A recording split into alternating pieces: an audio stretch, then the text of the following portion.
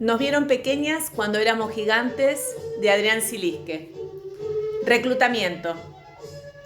Tarabuco era un poblado que, por su difícil acceso, había permanecido aislado en el tiempo y en el espacio, lo que lo convertía en un sitio ideal para establecer nuestro nuevo hogar. Como si aún vivieran en la misma época de sus antepasados, sus habitantes mantenían intactas las costumbres, vestidos y ceremonias ancestrales. Era a ellos a quienes había que proteger. Y sin embargo, nos recibieron con grandes muestras de afecto y nos cedieron unas casitas de adobe donde vivir. Fue una lástima que Manuel no pudiera quedarse por más tiempo, porque a las pocas semanas había recibido instrucciones de Buenos Aires que solicitaban su presencia en Jujuy y se marchó hacia las tierras de los abajeños. En aquella ocasión no tuve el deseo ni el coraje de acompañarlo, porque el recuerdo de mis hijos encerrados como bandoleros aún estaba fresco y me llenaba de culpa y remordimiento. ¿Cómo iba a perdonarme si algo malo les ocurría? Los días fueron pasando así, sin demasiados vaivenes, y me acuerdo que lo que más me costó en aquel periodo fue acostumbrarme a dormir en el suelo, sobre apenas 1 o 2 mantas. Casi 1 año duró la ausencia de Manuel, y durante ese tiempo iban llegando noticias de diversa índole, de las cuales una en particular conmovió mi espíritu y me hizo pensar en que mientras otros ofrecían sus vidas para defender nuestra libertad, yo me limitaba a esconderme en un desconocido paraje. Solo entonces me di cuenta de que en mi interior se había estado librando otra batalla y que el miedo me estaba ganando. Me había vuelto una cobarde. Y yo, que tanto detestaba a los rajados. En cambio, las cochabambinas de la Coronilla no habían huido. Al embajador enviado por Goyeneche, las mujeres respondieron que no se rendirían y que a falta de hombres serían ellas quienes tendrían la gloria de morir matando. Como era de esperar, Goyeneche ordenó a sus soldados que entraran a Cochabamba y la saquearan como se ordeña una vaca. Y si halláis resistencia, sea de hombres, mujeres o niños, acabad con todos en nombre del rey y de nuestro señor. Las mujeres cochabambinas, con sus rebozos atados a la cintura, resistieron con valentía durante 3 horas. Algunas abriendo fuego contra el enemigo, otras luchando con machetes o palos, pero ningún daño pudieron hacerle al numeroso ejército de Goyeneche. 30 mujeres murieron aquel día. ¿Te das cuenta? 30 patriotas que no dudaron en morir para que vos tengas libertad. Por eso, el 27 de mayo de 1812 debería ser recordado por todos los tiempos venideros como el Día de la Mujer Heroica.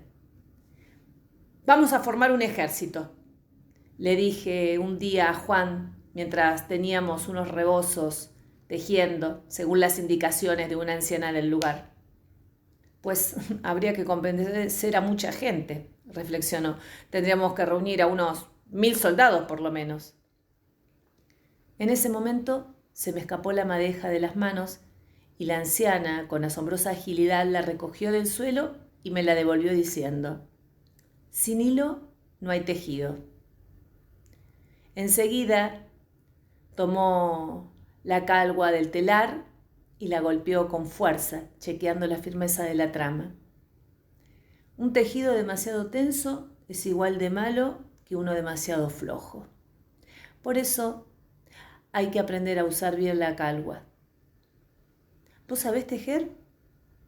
¿Sabías entonces que la calgua no es otra cosa que una espada de madera? Con estas enigmáticas palabras en la cabeza, Juan y yo nos lanzamos a recorrer los poblados más cercanos, comenzando por un pueblo de mineros que tenía la fama de ser el infierno en la tierra. La reunión se realizó a escondidas en casa de un obrero que había pertenecido nada más y nada menos que a la Legión de Patricios y había sido destituido por Goyeneche y condenado a trabajar en las minas. En aquella pequeña habitación, que tal vez por eso se hallaba repleta, fuimos refiriendo toda clase de explotaciones, como el caso de los Cacha, hombres que se dedicaban al transporte de las cosechas utilizando sus propios animales y que sin embargo recibían un pago tan injusto que apenas les alcanzaba para reemplazar a las bestias y nada les quedaba para alimentarse o vestirse. Otros se quejaron de las mingas convocadas por patrones españoles porque eran un claro abuso del trabajo colectivo, una manera disimulada de explotar al campesino, ya que al no pagar el salario correspondiente, los gastos del patrón resultaban muy inferiores al valor del trabajo realizado. Entonces nos preguntemos, les decía yo, ¿cómo nos juzgarán nuestros hijos, nuestros nietos y todas las demás naciones cuando vean que existimos en nuestra propia patria como si no existiésemos? ¿Qué dirán nuestros hijos cuando se pregunten por qué no les conceden ni las ciencias, ni educación, ni ningún otro arte que les permita manifestar su ingenio? ¿Qué les dirán ustedes cuando ellos se den cuenta de que no hicimos nada para darles el futuro que merecen? ¿Y acaso crees que no hemos luchado antes, carajo?, replicó un minero y enseguida blanqueó un vaso de aguardiente. Ahí comencé a entender que no era miedo lo que aquella gente tenía, sino falta de esperanza. Estas tierras están regadas de la sangre de nuestros antepasados, porque desde hace 300 años venimos intentando, sin éxito, deshacernos de los godos. Pero esta vez, hermanos, esta vez es diferente. Los españoles también han sido invadidos en sus propias tierras y ya no tienen la fuerza para sujetarnos. Y dinos, ¿qué ganaron los que se levantaron en Chuquisaca o en La Paz? ¿Acaso no están todos muertos? ¿Qué pasó con ese doctor Castelli que vino del sur? Dinos, ¿qué consiguieron? Y hubiesen conseguido mucho más si no fuera por la traición de nuestros propios hermanos, por la cobardía que a veces nos mueve, cuando tememos perder lo que más queremos. Pero yo les digo, compatriotas, que el miedo solo sirve para perder lo justo, eso que tanto pretendemos sujetar. Nadie pudo replicar mi alegato, porque de repente un ruido que venía de afuera nos alarmó y nos hizo callar como a niños aterrorizados. Pensé que tal vez alguien nos había traicionado y había dado cuenta a los chapetones. ¿De cuál mal parido se trataría? ¿Nieto? ¿Aguilera? ¿Goyeneche?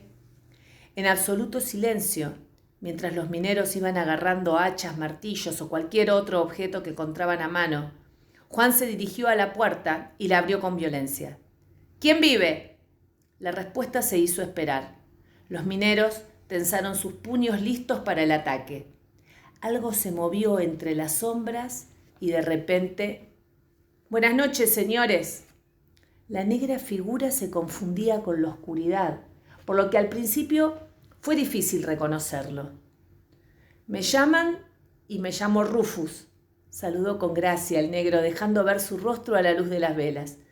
«Durante muchos años pertenecía a Agustín Nieto, pero gracias al doctor Castelli fui liberado de mi esclavitud y de mi sufrimiento». Le dimos la bienvenida y cuando Rufus explicó que él y numerosos negros y mulatos estaban dispuestos a pelear para defender los derechos que les habían prometido, aproveché la ocasión para decirles: «Despierten, compañeros. ¿Acaso estamos esperando que vuelvan a ponernos las cadenas? Cadenas que no son de hierro, sino de odio y maltrato. Tratan a nuestros hijos como mercancía», se lamentó Rufus, sacando un recorte de un panfleto. «Como un costal de harina. Una carga de mineral vale 100 veces las carnes de un negro». Tomando el papel, Juan leyó: «Don Jaime Alsina Verges desea comprar una cría de negra ladina que sepa lavar y planchar con alguna perfección y coser algo. El que la quisiere vender se verá con él, previniéndose que la criada es para pasar a Montevideo». «¿Es así como queremos seguir viviendo?», dije levantando el papel en alto. «¿Es con este tipo de vejaciones que vamos a permitir que crezcan nuestros hijos? Por supuesto que no. Vamos a dar pelea, carajo. Vamos a unirnos al ejército patriota para que un día nuestros hijos puedan mirarnos a la cara y sentir orgullo en lugar de vergüenza». Sí, exclamaron algunos. Hemos vivido como deudores en nuestra propia tierra, dijo con severidad el minero más viejo, que apenas llegaba a los 40. Luchemos por nuestros hijos, compañeros, habló otro minero con voz grave. Que nunca puedan decir que nacieron esclavos cuando nosotros estábamos vivos. ¡Viva la libertad!, gritó Juan. ¡Viva!, respondimos a una sola voz. Así pasamos los siguientes días y semanas visitando pueblos de agricultores, tejedores, pastores, constructores, los que después de un rechazo inicial terminaban abrazando la causa y se unían con entusiasmo al ejército que preparábamos para Manuel. Con la peregrinación de familias enteras que llegaban de a pie, en mulas o a caballo, Tarabuco dejaba de ser solo nuestro hogar y refugio para convertirse en el cuartel principal de los patriotas. En verdad, eran miles de personas a las que había que organizar de alguna manera, de modo que dispuse un entrenamiento obligatorio tanto para hombres como para mujeres. Pero como no tenía ni idea de las rutinas necesarias, solicité al minero que había formado parte de la Legión de Patricios que me ayudara con semejante empresa. A lo que respondió que él no tenía un verdadero espíritu de mando y que prefería recomendarme a un tal Rómulo Loaiza. Rómulo Loaiza resultó ser un campechano de voz áspera, robusto y macizo, pero no gordo. Había servido bajo la protección del viejo Pizarro como cuidador de caballos de la Real Audiencia y había sido instruido como soldado en las mismísimas huestes de Goyeneche. La crueldad de estos chapetones no tiene límite y por eso, a la primera oportunidad, agarré a mi familia y nos escapamos. Desde entonces soy un fugitivo de la ley y no sería de extrañar que mi cabeza tuviera precio. La primera orden de Loaiza consistió en fabricar muñecos de paja y confeccionar nuestras propias armas. Obedientes, como verdaderos soldados, nos pusimos manos a la obra y en cuestión de días conseguimos un buen acopio de lanzas, hondas y boleadoras. La hora de combatir llegaría tarde o temprano y por eso hombres, mujeres y niños practicaban el tiro al blanco con las hondas que cada uno había tejido. Luego nos entrenábamos en el uso del sable, aunque al principio solo lo hacíamos con espadas de madera o con las calguas de los telares. Otros días yo les enseñaba a usar la boleadora para voltear cabras y cuando éstas caían patas para arriba nos hacían reír a todos. Ay, ¿cuándo volvería mi Manuel?